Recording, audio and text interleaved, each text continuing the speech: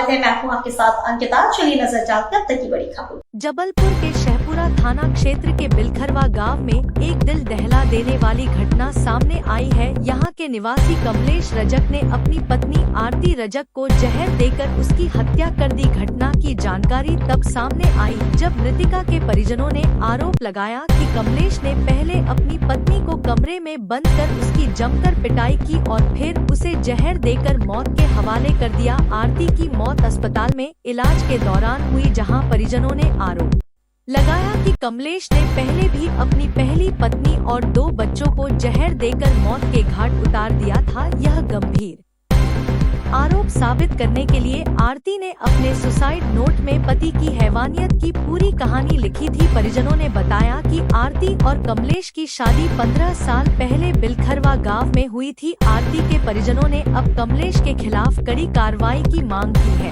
और उनका कहना है कि इस व्यक्ति की हैवानियत का अंत होना चाहिए ताकि किसी और महिला की जिंदगी इस तरह से तबाह न हो। कमलेश की करतूत ने न सिर्फ एक परिवार को उजाड़ दिया बल्कि समाज के सामने एक गंभीर सवाल खड़ा कर दिया है कि महिलाओं के खिलाफ हिंसा और उत्पीड़न के मामलों में ठोस कार्रवाई क्यों नहीं की जाती। स्थानीय प्रशासन और पुलिस को इस मामले में त्वरित और सख्त कार्रवाई करनी चाहिए ताकि इस प्रकार की घटनाओं पर अंकुश लगाया जा सके। वहीं पूरे मामले में पुलिस का कहना है कि पूरे मामले की जांच की जाएगी। जांच में जो तथ्य सामने आएंगे कार्यवाही की जाएगी।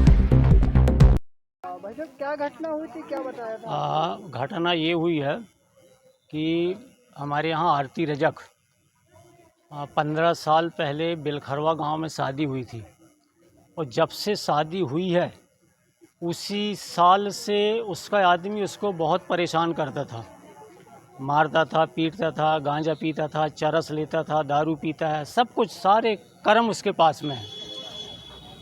थोड़े दिन के बाद एक बच्चा हुआ, 2 साल 3 साल के बाद फिर एक लड़का हुआ, लड़की 6 साल की हुई, लड़का 3 साल का हुआ।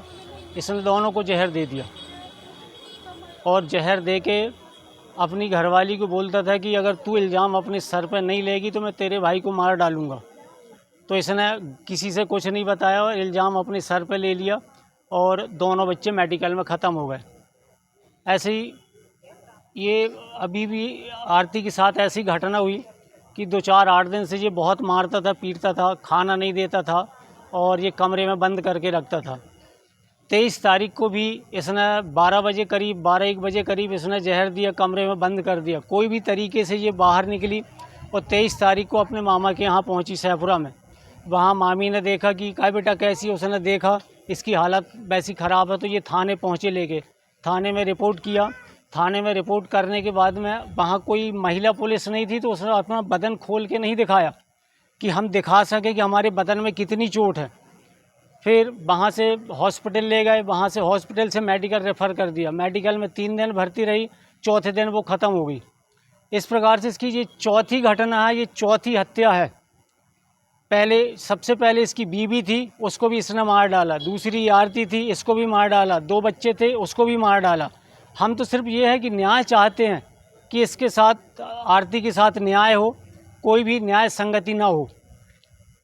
ये क्या नाम था मृतक महिला का, कहाँ की? मृतक महिला आरती रजक, इसका प्रॉपर जो गोहलपुर मायका है और ससुराल इसका बिलखरवा है, थाना शहपुरा। आपका सब नाम? गणेश प्रसाद रजक। कौन लगते हैं उनके? मैं उसका बड़ा जीजा हूँ।